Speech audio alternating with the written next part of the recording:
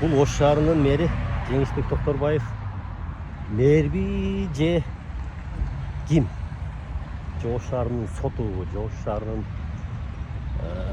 прокурору, архитектурасы, же патрульный милициясы, же шаардык кеңешинин депутаты, билбейм. Ал мэрби өзү же кандай? Себеби айтайын дегеним, бул мэрден башка кимге кайрылышты билбейм да. Мына мэр Жеңишбек Токторбаев иштеп атат, мээнет кылып атат, эмгек кылып атат, шаарларды чоңойтоюн деп жолдорду салып атат, көрүп атасыздар Ошто. Ошту мындайча айтканда оңдобой, Ош оңдолуп аткан жок. Ош жаңыдан курулуп атат да. Анан менин таң калганым ушундай мэр баардыгына үлгү болуп иштегенин башка жетекчилер мына кайдыгерлик кылгандай, жашоочулар мына кайдыгерлик кылгандай сезилип атат. Мисалы, жөнөкөй эле баягы жолдор жаңыдан асфальт төшөлгөн жолдорго, кеңейтилген жолдорго, тротуарларга мындай жашоочулар дагы, айдоочулар дагы мындай кайдыгер карап атабыз да. Тартип жок да. Жөнөкөй эле мисалы Ошто Калелин көчөнү, баягы эски Калелин көчөнү билесиңер, ал мурда илгери Кара Суу районуна карап ал жер бардагы чыгып, адамдар эмес, баягы Афганистандагы, Бангладештин баягы райондоруна окшоп калган. Улай баткак шубактарга айланып, анан эми мынтип ал жолду жакшынакай кылып, оңдойлу, ошол тазалап коелу, мындай адамга окшоп жашайлы, шаарга окшоп жашайлы деп мэр ошол жерде асфальттап берди. Көчөнү тар эле тар деп ызылдагандарга чоңойтуп берди. Тротуар жок деди, тротуар кылып берди. Анан бирок ошол жердеги жашоочулардын кайдыгерлиги, ал жерде толтура устаканалар болду. Устаканага иштетүүгө тыюу салып койгон, бирок ошого карабастан бирок иштеп атат да. Эми мен айтайын дегеним бир эле ошол эми жолго кең кылып жол салып койгон бир катардын жөн эле машиналар ошол жердин жашоочулары, устаканалар ээлери, устага келген унаалар бир линияны ээлеп жолдун боюна токтотуп алган. Ал бир эле мына Калелин көчө эмес, бүт жерде ошондой, шаардын бүт жери. Парковка деген проблема. Анан ошону жок дегенде баягы патрульный милиция деген бар бизде. Ой, мына мэрибиз ушинтип аракет кылып элге жакшы болсун деп иштеп атат. Биз дагы ошол таң эрте туруп ошол жерлерде мындай баягы пайдасы жок камерасы бар жерлерде жүрө бербей, ошондой жолдорду, тыгындар көп болгон жолдордогу унааларды алдырайлы.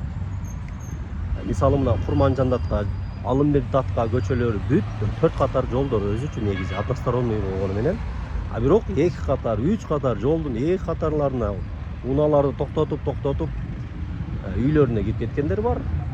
Ошол жерде иштегендер бар. Ошондой маселелер көп да. Ошон үчүн айтканым, бүт маселени мэрге кайрылып калдык да.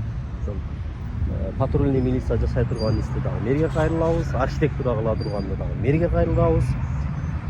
Башка проблемабыз болсо дагы иши кылып баягы тишибиз ооруса дагы азыр ошол мэрге кайрылып аткан учурубуз. Ошондуктан жалпы мына жашоочуларга, эмелерге, айдоочуларга, айрыкча мына жаңы асфальт төшөлгөн жерлерде, Калелин көчөдөгүлөргө кайрылат элем да. Мына Бангладештегидей жерде жашап жүргөнсүңөр убагында. Ошондой кылып сонун кылып жерди кылып, эми ошол жерде намустуураак бирөөңөр болсо чыгып айткыла да, алиги бирөөнүн жеринде, бирөөнүн шаарында жашагандай кылып жолду туруп, тыгынды пробканы кылбай, унаңарды үйүңөргө алып кирип, мындай тоскоол кылбай, ушундай кыла деп. Мен жиним келген ошол да, бир катар машина токтоп турса, эми ладно, эми айласыз токтогондур дейин десең, анын аркасында экинчи катарга токтоп турулгандар бар. Аварийканы жагып, эшикти ачып, тамекини чегип отуруп алгандар бар да. Ошол, анар ошол жерлерге эми мына мэрибизге дагы кайрылып коеюн, эгерде жакындары көрүп аткан болсо деп, өзү көрүп калган болсо да укса жакшы эле.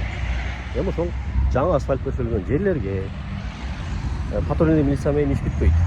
Эми азабага барсаң, бул жерде знак жок дейт, баягы биздикилер как будто знакты коюп койсоң ошол знакты соблюдать этип жашагандай эле боло берет